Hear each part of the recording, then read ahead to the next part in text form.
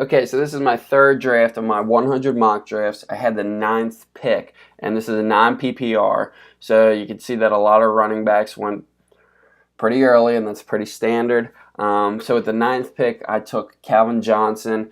I know he had a down year last year, some injuries, and Calvin Johnson has been one of the most reliable wide receivers. And last year, just kind of everything just kind of caught up with him, but I think he's going to be a real value this year because he's fallen behind guys like Des Bryant, who's solid, but I would rather have Calvin Johnson, and I was able to get him.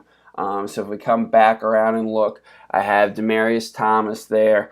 I don't really know how he's going to perform this year with Manning just being a little older, and Manning was definitely showing signs of age, or whether it was due to his injury. He just wasn't performing like he was. If you watched him in the playoff games, he couldn't even chuck it down the field at all with the last couple seconds when they needed to do Hail Marys. He's just kind of throwing 5 and 10-yard passes. So it'll be interesting to see what happens with him, but as a second-round pick instead of a first-round pick, I like having that duo, Calvin Johnson and Demaryius Thomas. So we come back around, we see some wide receivers being taken off the board, but this is another round that features some running backs. Mark Ingram, Lamar Miller, Justin Forsett, Joique Bell, and Ryan Matthews were all selected in this round. I once again decided to take a wide receiver. I like Mike Evans, especially with Jameis Winston. It's a third-round pick. I'm surprised that he's actually available there because I think he's going to end up as a top 10 wide receiver, and he technically should be like a second-round pick, but I'll take him in the third because that means he's a value there. So we come back around here. So we see the third quarterback off the board is Russell Wilson. And this round, it's pretty heavy in wide receiver. So before me, Jordan Matthews was selected, which is a nice place to land him in the fourth round. I like DeAndre Hopkins.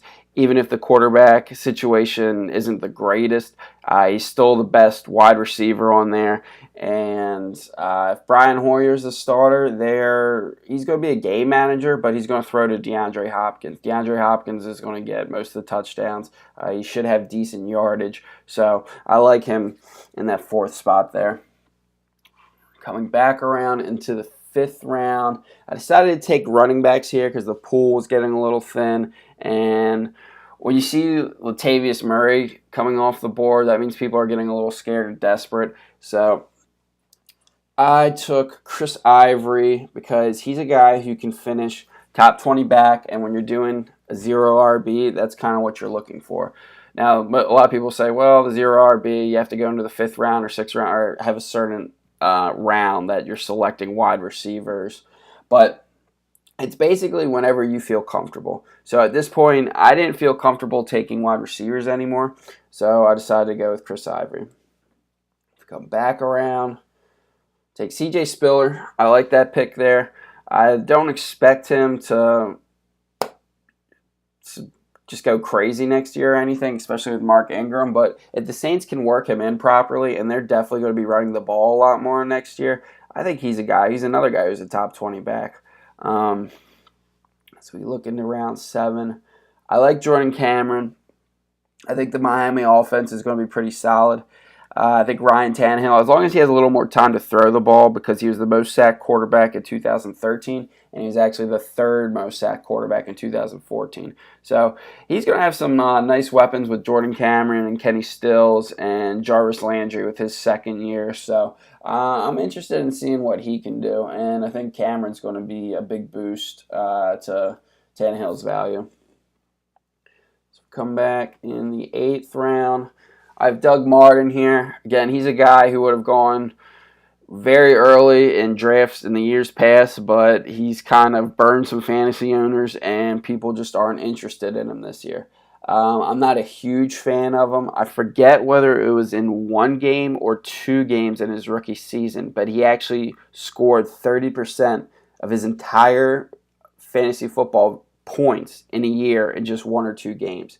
I believe it was 2, but it might have been 1. But that's why I've always kind of stayed away with him. I think his rookie year was kind of an outlier, but that doesn't mean he can't just work his way in as a decent running back or just a guy maybe you can plug in as a flex or if you guys have a bye week, you can just put him in there. So come around in the 9th round, I have Reggie Bush. I think Kaepernick's going to appreciate having Reggie Bush with being a dual threat running back, and he'll be able to take some dump offs and do some things and catch some stuff out of the backfield. So I think Bush has some decent value for next year. And I was talking up Ryan Tannehill a little bit earlier, and so I decided to select him in the 10th round. I think he'll be a candidate. He could actually finish as a top 8 quarterback next year. So in the 10th round, I kind of like him there. Monte Ball. I'm going to draft Monte Ball a lot in my mock drafts, and probably, depending where he goes, even in my real drafts, just because I don't think the Broncos are ready to give up on him. I know C.J. Anderson was named the starter, but Kubiak can work Monte Ball in and just kind of see what he has before they completely give up on him. Back around. So I wanted another receiver because I only had 4 at this point. If I did a full 0 RB, like, I would have had more wide receivers, but Bo is currently the best receiver on the Cleveland Browns. That's not saying a lot, but he's going to have more value because he just has a better chance of getting touchdowns. When he's the main guy on there, he's going to have the chance to get the touchdowns. So I think he'll have a little bit better year next year in terms of fantasy production, even if it is with a team who's kind of struggling. And Virgil Green, that was just kind of an upside pick. I actually kind of like Owen Daniels a little better, but I think the Broncos are confident that Green is just going to be able to go out there and do what Peyton Manning asks of him. And if Peyton Manning just has a decent season, that means Virgil Green is a candidate for a decent season. So, and my last 2 rounds, the Colts and Sean Sweesom, I don't particularly care about the last 2 rounds because you can't predict defenses, what they're going to do, and kickers. So it doesn't really matter to me. I'm not anyone who's ever going to take Seattle in the 8th round or 7th round or kind of bank on the past success to predict future success. So 2 defenses I do like that, but they're kind of going a little too early for me, are the Jets and the Dolphins. And the Jets went in the 10th round in this draft, and the Dolphins went in the 11th round, which isn't super early, but that's still a little early for me. Because you can see I took Monte Ball, and Monte Ball could end up having a great season, and Miami defense could just be terrible. So you just don't know. And that's why I'd rather take a chance on a skilled position rather than a defense. Because you normally just find a defense off the waiver wire who'll